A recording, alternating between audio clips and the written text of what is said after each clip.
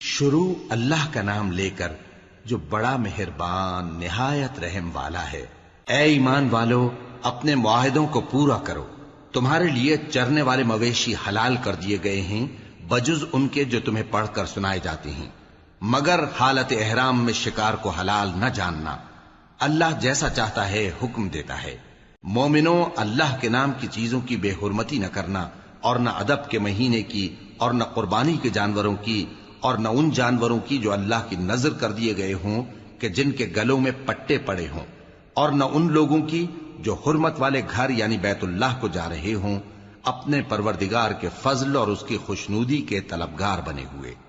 اور جب احرام اتار دو تو پھر اختیار ہے کہ شکار کرو، اور کچھ لوگوں کی دشمنی اس وجہ سے کہ انہوں نے تم کو مسجد حرام سے روکا تھا تمہیں اس بات پر آمادہ نہ کر دے کہ تم زیادتی کرنے لگو۔ اور دیکھو، نیکی اور پرہیزگاری کے کاموں میں ایک دوسرے کی مدد کیا کرو، اور گناہ اور ظلم کی باتوں میں کسی کے ساتھ تعاون نہ کرو، اور اللہ سے ڈرتے رہو۔ کچھ شک نہیں کہ اللہ کا عذاب سخت ہے۔ تم پر مرا ہوا جانور اور بہتا لہو اور سور کا گوشت اور جس چیز پر اللہ کے سوا کسی اور کا نام پکارا جائے، اور جو جانور گلا گھٹ کر مر جائے، اور جو چوٹ لگ کر مر جائے، اور جو گر کر مر جائے، اور جو سینگ لگ کر مر جائے، یہ سب حرام ہیں۔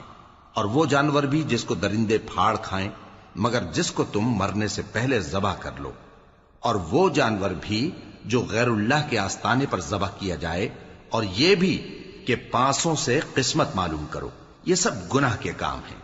آج کافر تمہارے دین سے نا امید ہو گئے ہیں تو ان سے مت ڈرو اور مجھی سے ڈرتے رہو۔ آج میں نے تمہارے لیے تمہارا دین کامل کر دیا ہے اور اپنی نعمتیں تم پر پوری کر دی، اور تمہارے لیے اسلام کو بطور دین پسند کر لیا۔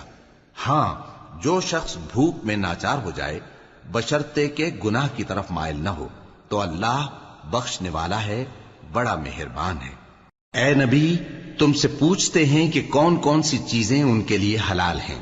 ان سے کہہ دو کہ سب پاکیزہ چیزیں تم کو حلال ہیں، اور وہ شکار بھی حلال ہے جو تمہارے لیے ان شکاری جانوروں نے پکڑا ہو جن کو تم نے سدھا رکھا ہو، اور جس طریق سے اللہ نے تمہیں شکار کرنا سکھایا ہے اس طریق سے تم نے ان کو سکھایا ہو۔ تو جو شکار وہ تمہارے لیے پکڑ رکھیں اس کو کھا لیا کرو، اور شکاری جانوروں کے چھوڑتے وقت اللہ کا نام لے لیا کرو، اور اللہ سے ڈرتے رہو، بے شک اللہ جلد حساب لینے والا ہے۔